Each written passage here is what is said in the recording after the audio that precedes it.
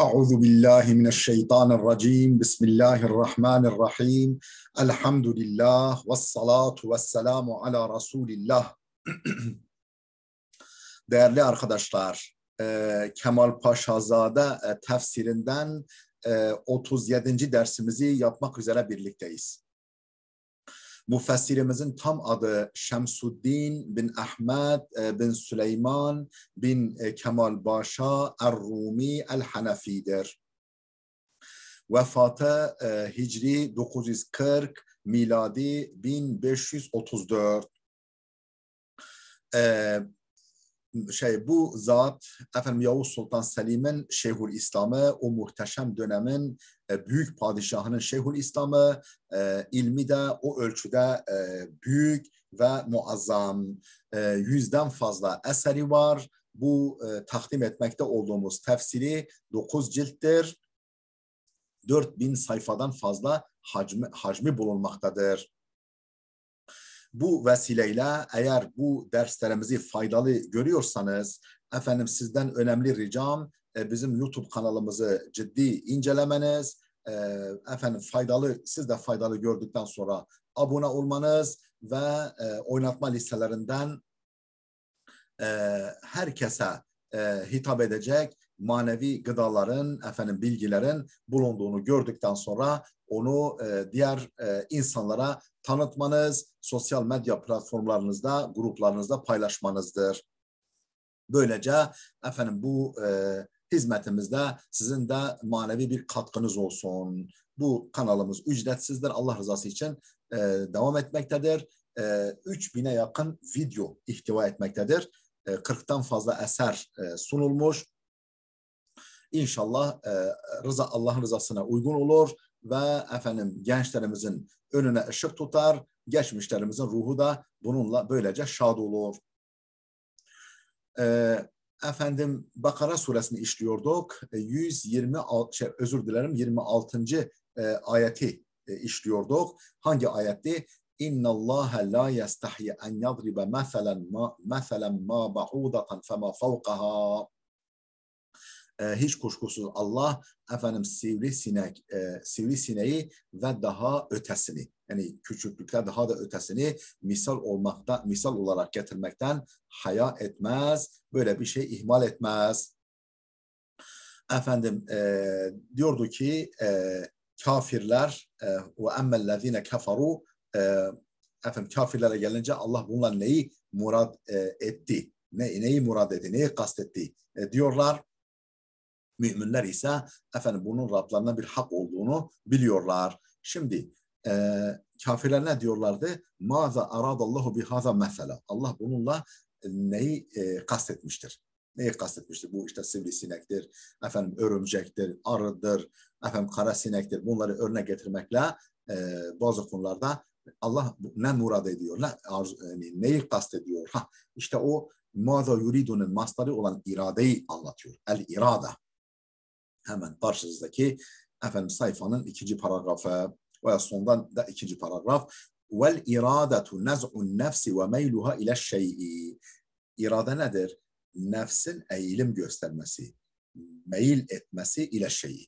Nefsin, yani insan nefsinin, insan canının bir şeye eğilim ve meyil göstermesidir. Ve huve naqidul kerahati allati hiye nufratu. İrade kaçış, nefret. Hani Türkçe'de nefret diyoruz ya. Nefret ve kaçış demek olan hoşlanmamanın zıddıdır. Nakidul keraha. Keraha hoşlanmama. Onun hoşlanmamanın zıddıdır irade. Yani irade isteme, kerahat istememe, hoşlanmama. Ve huve nakidul keraha elleti hiyen nufra. Yani nefret etmek anlamındaki kerahatin zıddıdır irade. Ve iradatullahi Teala leyset bi sıfatin zaidetin ala zatihi ke iradetina. Allah'ın iradesi zatına ilave bir sıfat değildir. Bizim irademiz gibi. Allah'ın iradesi leyset bi sıfatin zaidetin ala zatihi, onun zatına ilave efendim bir sıfat değildir. Ke iradetine bizim irademiz gibi. Bel hiye aynu hikmetihi elleti tuhassisu vuku'al fi'li ala vecihin dune vecihin. Bilakis hiye Allah'ın iradesi aynu hikmetihi. Yani hikmetinin ta kendisidir. Yani hikmetle irade özdeştir.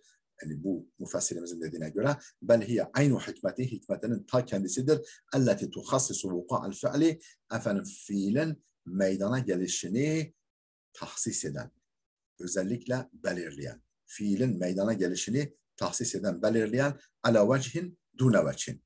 Efendim bir tarz üzere, yani bir tarz üzere değil de diğer bir tarz üzere. Yani şöyle değil de böyle. Ve böyle değil de şöyle. Yani şu vecih üzere değil de bu vecih üzere fiilin vukuunu belirleyen, özgüleyen hikmetinin ta kendisidir iradem.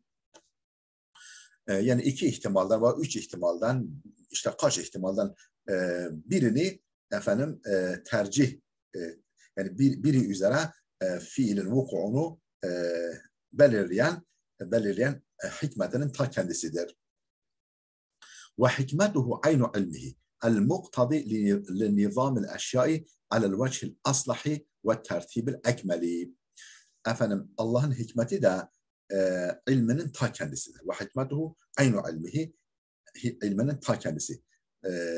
El-muqtadi li-nizamil eşyai, efendim eşyanın düzenini gerektiren. Eşyanın düzenini gerektiren, nasıl düzen? Alel vecihil aslahi. Efendim en faydalı tarz üzere. Eşyanın en faydalı tarz üzere düzenini gerektiren efendim ilminin kendisidir. Allah'ın hikmeti ve tertibil ekmeli. Yani en mükemmel tertip, sıralama ve en faydalı vecih üzere eşyanın nizamını gerektiren, düzenini gerektiren efendim ilminin ta kendisidir hikmet. وَانْضِمَامُهَا مَعَ الْقُدْرَةِ هُوَ الْاِخْتِيَارِ. Efendim kudretle birleşmesi ise ihtiyar oluyor. İhtiyarını tercih etme. وَانْضِمَامُهَا مَعَ الْقُدْرَةِ, kudretle birleşmesi, kudrete eklenmesi ise huvel ihtiyar. O da tırnak içinde ihtiyardır. Yani tercih gücüdür. Tercih gücü. وَفِي لَفْظَةِ وفي لفظة هذا yani ماذا أراد الله بهذا, yani bak ماذا أراد, bu iradeyi halletti, izah etti efendim وفي ماذا يريد ماذا أراد الله بهذا, yani Allah şununla, yani bu bir de haza burada küçümseme ifadesi, yani Allah şununla neyi kastediyor? Yani şu efendim sivrisinekle, efendim yok örümcekle falan, onu demek istiyorlar. وفي لفظة هذا istirzalun ve istihkarun, bu tırnak içinde haza lafzında efendim aşağı bir şey aşağı görme ve hor görme, yani aşağı ve hor görme manası vardır. Yani neymiş Allah şununla neyi kastediyor? Yani şununla böyle küçümseme, küçümseyici bir ifadeyle Allah şununla neyi kastetmiştir? Peki var mı buna benzer bir kullanım? Yani bu hazanın böyle biraz istirzal, yani bir şey aşağı görme ve hakir, hor görme anlamına geldiğini gösteren başka örnek var mı? Var. Kema fi kavli Ayşe radıyallahu anha fi Abdullah ibn Amr ibn As radıyallahu anhuma, Hazreti Ayşe'nin Abdullah bin Amr bin As hakkında dediği şu sözü buna örnektir. Ya aceben libni Amrin haza, yani efendim şu Amr oğluna hayret. Ya aceben libni Amrin haza, yani şu Amr oğluna, şu Amr'ın oğluna, yani Abdullah bin Amr az, demek ki hoşuna gitmeyen Hazreti Ayşe validemizin, yani hoşuna gitmeyen bir iş yapmış. Efendim Abdullah ibn Amr bin As, efendim ya aceben li Amri libni Amrin haza, şu Amr'ın oğluna da hayret, şaşalır. Efendim yani burada biraz böyle yani küçümseme, aşağılama manası var. Ve mesela hani maza aradallahu bihaza, mesela hazayı halletti, şimdi meselene sıra geldi. Ayette geçen nasbun alel hali, yani maza aradallahu bihaza meselen, yani misal halindeki misal olarak Allah bununla neyi kastetmiş? Şununla neyi kastetmiştir? diyorlar kafirler. Ke kavlihi hâzihi nâkatullahi lekum ayeten. Efendim Hud suresi 64. ayetteki hâzihi nâkatullahi lekum ayeten. Efendim şu efendim e, ayet olarak yani delil olarak Allah'ın devesidir. Hâzihi şu nâkatullahi Allah'ın devesidir. Lekum sizin için ayeten ayet olarak yani delil olarak Allah'ın devesidir. Ev alet temyiz. Yani meselen de olsun, ayet buradaki meselen olsun. Yani mâzâ aradallahu bihâzâ meselen olsun veyahut da hâzihi nâkatullahi lekum ayeten, bu meselen ve ayeten temyiz olmak üzere de mansup olabilir. Temyiz. Yani efendim mufretten veya terkipten belirsizliği gideren ifade olarak temyiz de olabilir. Peki kema fi kavlike limen ecabe bi cevabin zayıfın ma aratte bi hâzâ cevaben.